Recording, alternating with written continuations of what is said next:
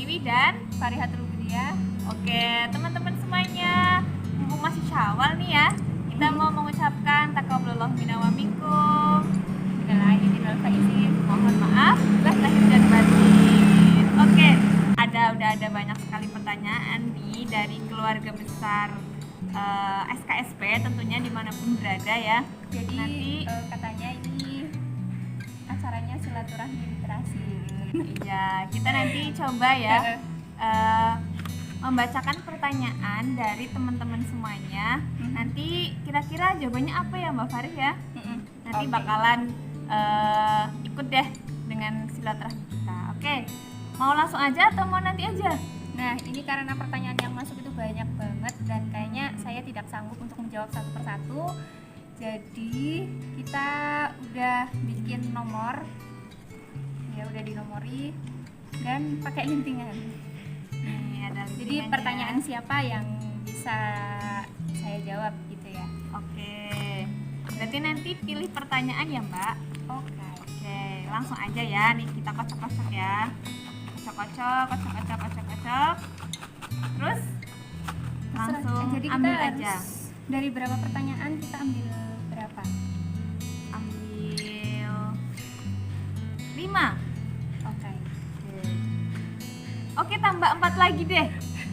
Nah, 9 pertanyaan nih teman-teman ya semuanya. Dari 30, 29. Kan banyak banget. Dari 29 pertanyaan kita ambil yang pertama. Oke, kita buka. Kira-kira nomor berapa ya? 11. Nomor 11. Apa nih? Apa pertanyaannya? Dari Didis. Nih, dari keluarga kita juga, dari Ii Sugiyarti. Apakah Mbak Fari pernah sangat ingin menuliskan suatu hal, namun Mbak Fari takut untuk menuliskannya? Jika iya, apa, lantas dan bagaimana nih? Kenapa tuh? Ya. Dia pernah ngerasain nggak kayak gitu? Pernah dong. Pengen banget untuk menuliskan sesuatu, tapi susah untuk dituliskan lagi, entah itu karena kurang data ataupun kita tuh ada ketakutan tersendiri. Kalau aku punya kayak pertama dari sisi data atau sebenarnya fokusnya itu mau diceritakan di sisi mana gitu. Terus ada juga ketakutan yang jangan-jangan kalau aku udah nulis ini nanti akan berdampak buruk buatku atau buat sekitar gitu. Juga sih pernah. Terus apa lagi sih? Kayaknya nggak gitu pertanyaannya. Jika iya, apa lantas bagaimana? Oke. Jika iya, lantas bagaimana? Nah, biasanya saya mencoba untuk menuliskan, tetapi tetap aja mentah gitu ya. Tetapi kalau udah kayak gitu tuh, kita bisa diamkan terlebih dahulu. Siapa tahu nih udah punya draft ide atau kata-kata, itu akan bisa diteruskan di lain waktu. Berarti bisa nyambung ya, maksudnya nggak selalu harus diselesaikan di saat itu juga kayak gitu ya. Karena pemikiran atau perasaan itu kan bisa berubah-ubah atau bisa bertambah gitu kan. Nah, itu bisa disimpan aja dulu untuk ya disimpan. Nabung perasaan misalnya kayak gitu ya. Juga. Oke, udah ya, itu pertanyaan pertama nih. Jatuh. Lanjut ke pertanyaan kedua. Oke, pertanyaan kedua dikocok-kocok. Dari 9 ya. 9, udah 1 pertanyaan. Sekarang 8. Oke, sekarang pertanyaan kedua. Pertanyaan kedua apa? Nomor 18. Nomor 18. Apa pertanyaannya? Ini. Bacain. Bagaimana membangun sadar literasi di kalangan mahasiswa khususnya dan masyarakat luas pada umumnya, dari M. Hendry. Oke.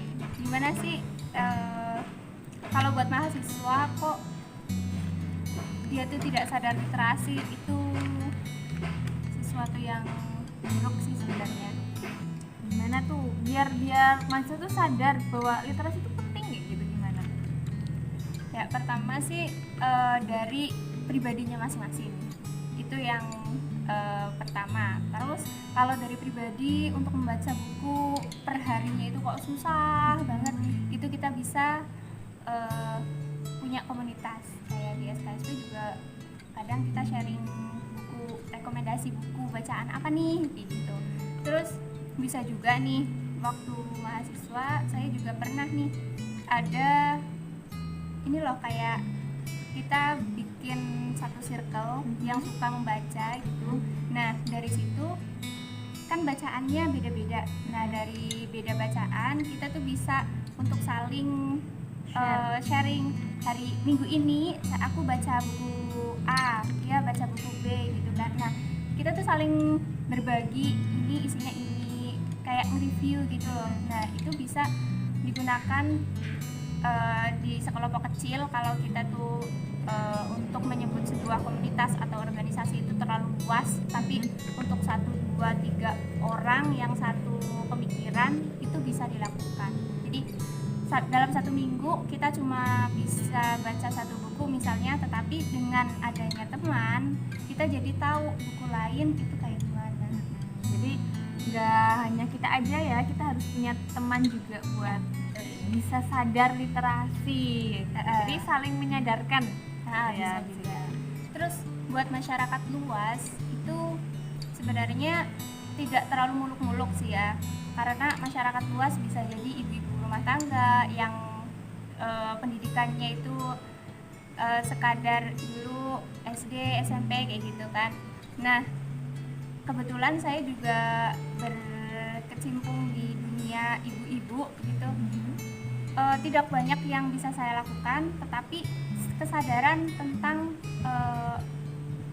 mengantisipasi adanya hoax di media massa ataupun di sebaran WhatsApp itu kan banyak banget, baik itu tentang kesehatan, tentang politik atau tentang apapun, itu tuh merugikan kan sebenarnya.